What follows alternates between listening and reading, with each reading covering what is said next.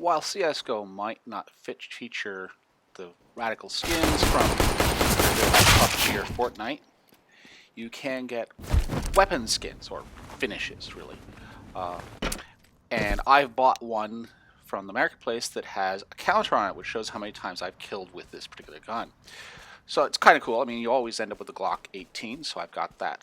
I purchased that. Unfortunately, in game, because you pick it up off the ground, you don't get that. I do have a couple other skins. The game actually gives away some skins, and then I bought some.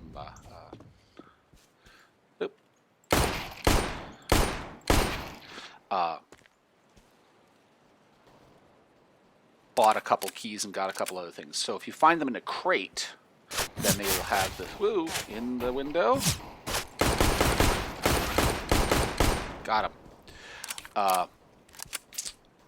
Find them in the crate, then you will get the special skin. Or if you pick it up from another person that had a special skin.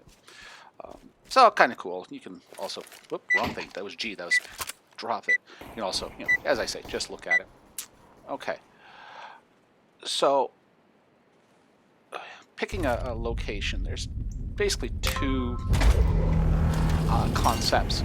One is to pick early, and that's because you have a favorite location, because you've looked at the heat map and figure out that, hey, Alpha's got a lot of loot in the area, or that you have a particular loot route. The other is to pick late, so you can not be where the people are.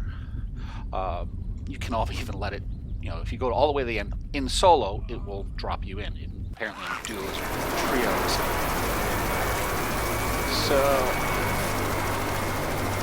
there's a big crate down there.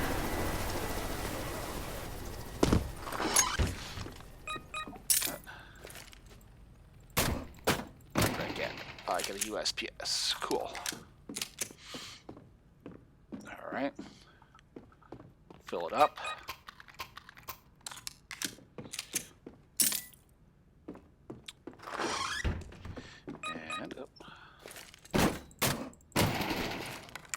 I've been learning to press E when you pick out something, because otherwise it takes an extra. If you just run over it, or if you're on top of it, it doesn't necessarily pick it up immediately. It tends to take an extra moment. You have to go back. I haven't seen any knives, so I'll buy myself a knife, and I'll go explore that. The first wave of missiles are about to be fired. Step there. Sometimes there's a crate up here. No, nothing up this direction. Actually, I should look and see where the people are. You don't get to steal my crate. It's my crate. Oh, there he is. Oh, he saw me. It's a rat. Oh, and he had a silenced MP5. Even nicer. Oh, he was going to camp that spot.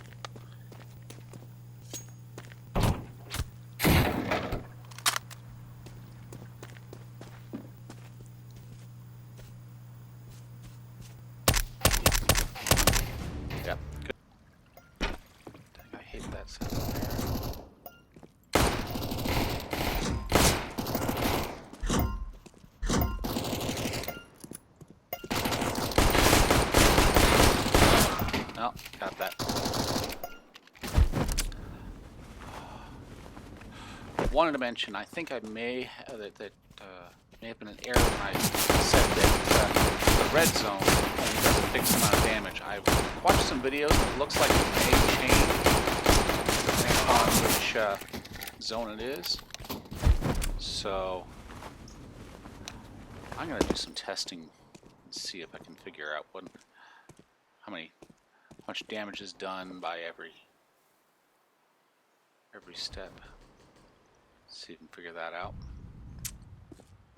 Kaboom!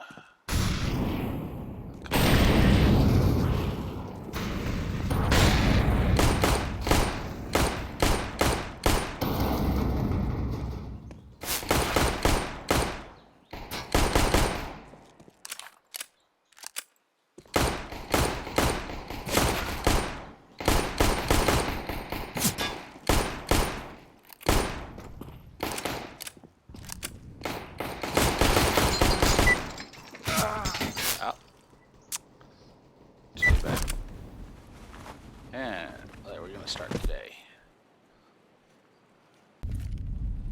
Start with tourist.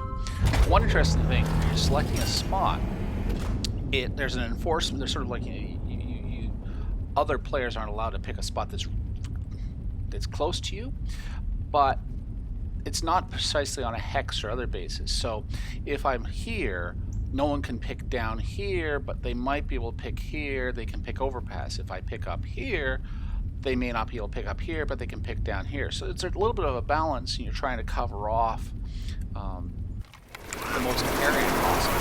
Let's see. Looks like a dollar bill. One interesting thing that I've noted as well. So, oh, that was blue. Some sort of blue. I think some. There's a yellow down there. Nothing there. So, in danger zone, each of the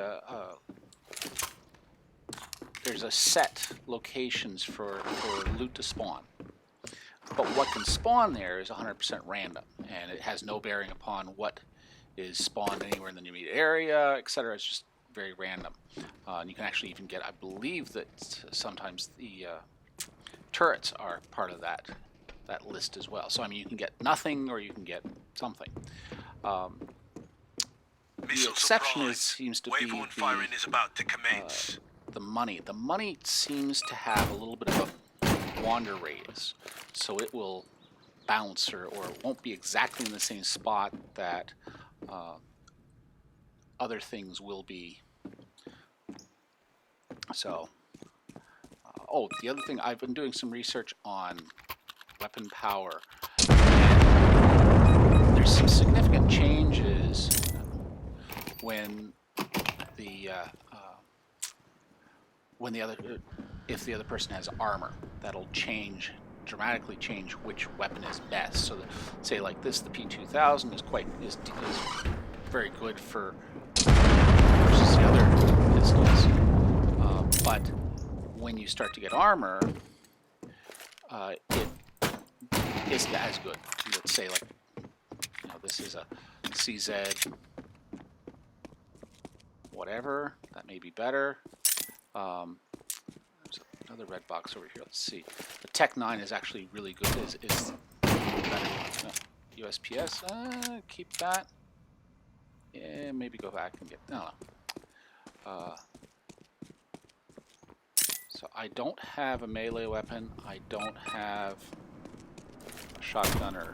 I have some C4. That's nice. Let's see here. All right, I'm just going to take. So I took 3 damage there. Oh, you have a. It said there's a box down there, but I'm not going to bother. Take 3 damage at this level. Okay. So.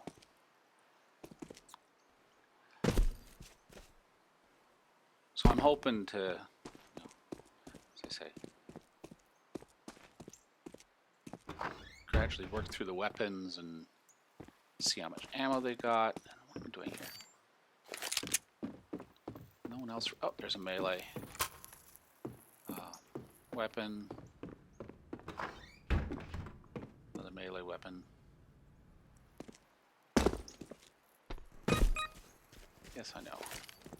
Got the frag grenade. 6 enemies remaining.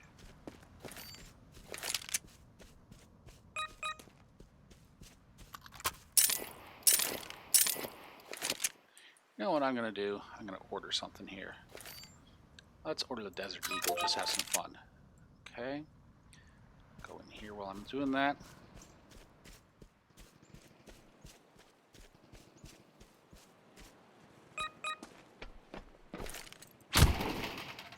That's nice. Another medi shot. Some cash.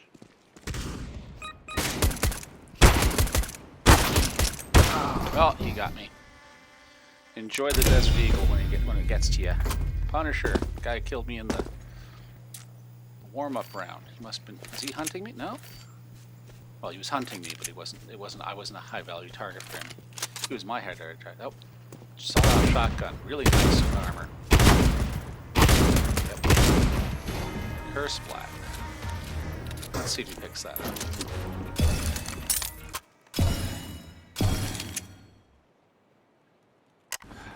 Matchmaking in Danger Zone is a little strange. Really variable as far from a time perspective. Now, I'm not a Prime member. I haven't bought that. And I don't know whether that makes it better or makes it worse, not being Prime. In theory, you know, the Prime people are supposed to be less likely to hack. I've seen one or maybe two people that I could say when I was spectating and say, yep, you're probably hacking. But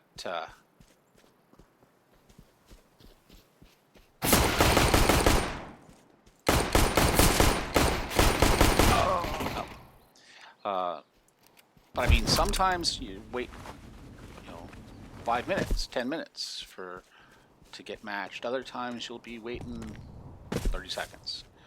Just like then, I said while I was playing that game, I went to say, I was us direction, wasn't I?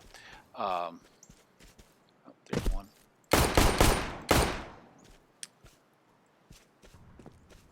Take some cover for a minute. You know, I went to say start, and it dropped me right into a new match. Other times, as I said, it'll take a long while. Now, one thing I have noticed going through the startup is that if you go to the console, I can see the matchmaking come in, and sometimes it seems to fail to connect. So maybe there's some networking stuff going on. Should we go here? We'll go alpha today.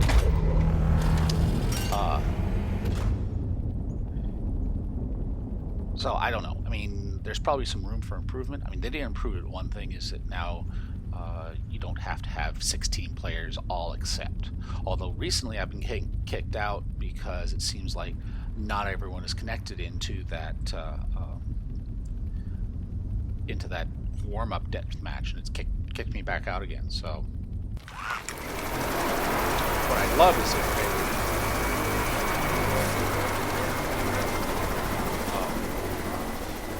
if once the death match starts, if they would then, what is it trying to signal? It would then sort of, if there weren't 16 players, it would allow additional players to join at that point if there are players. So if you don't have 16, it would allow another, do that. So if you're at 15 or whatever, it would offer another if there was enough time. There's some ammo down there.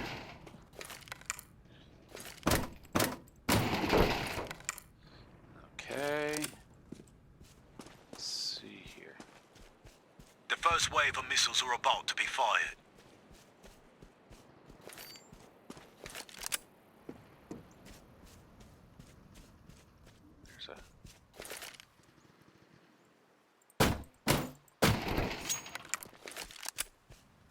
Okay, high value this direction.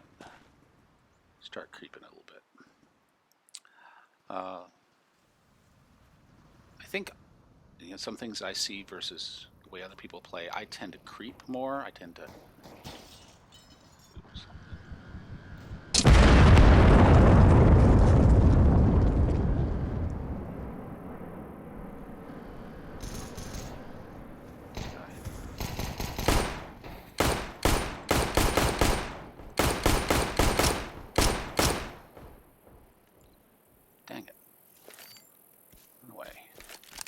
Get that ammo I saw over there.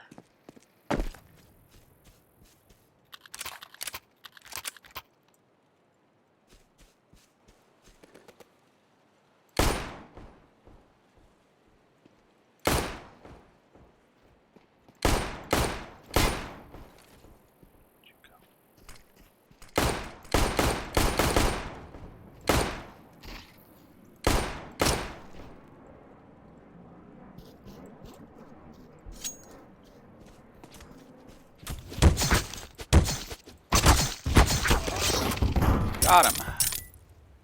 That just took a little too much time. Okay. Use that.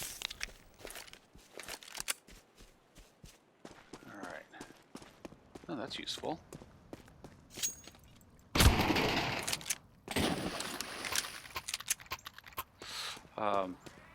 Other players tend to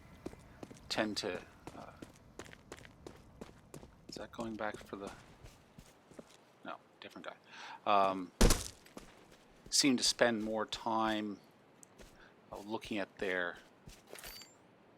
tablet. I find that I prefer to sort of glance at it and then, you know, keep going.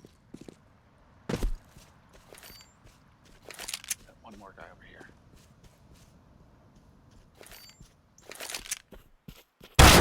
Ooh, shotgun. Let's see, did he find me that way? Yeah, he picked me up. But you spend so much time looking at the tablet, you don't see what's right in front of you. And that's all for tonight.